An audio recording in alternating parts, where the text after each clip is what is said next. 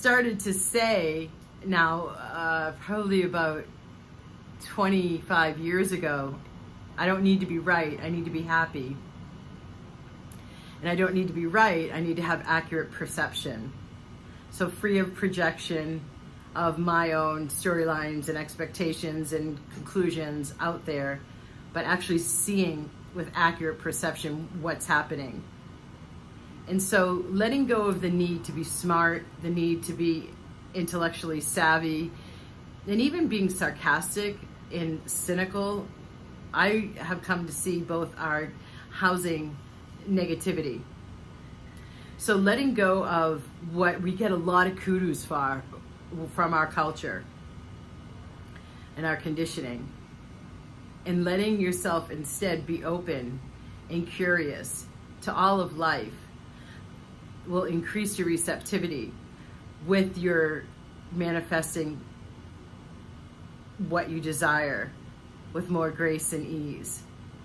And increasing our receptivity also allows for us now to go beyond what we've been able to manifest before. Because receptive is open, yeah? So you think of a closed door. If the universe is coming to bring something to you, it can't get in. But if you have an open door, obviously it can. And then to go beyond what you've been able to create before, opening the door even wider, because if this is what you expect, and your doors are open that much, or your receptivity is open that much, then the universe can fit in those parameters, right? So to go beyond even what you know to ask for, what our minds can construe, right? So our minds can't come up with, even with our imaginations, can't come up with beyond what it already has experienced. It's just the nature of the mind and the way the data and files and retrieval of information works.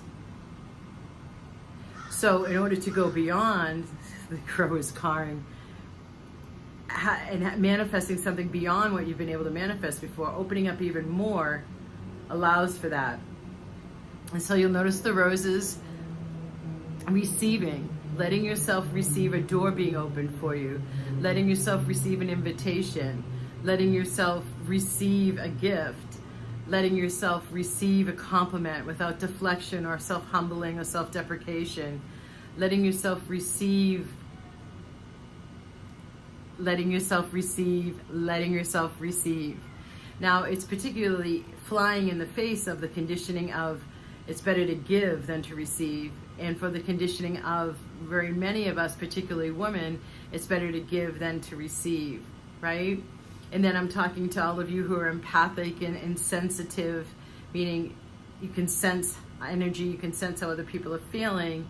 A lot of the time in that context, there's a desire to please. There's a desire for that nice, sweet, harmonious energy. And so one of the common conclusions is if I'm giving to that person, that will increase the harmony, that will increase the good feelings. And so even giving can be considered a selfish act, which I'm sure all of you have heard before. So coming out of all of the qualifications and conclusions we have around giving versus receiving, and construing or framing receiving as something that you can do to help yourself live more of your best life ever.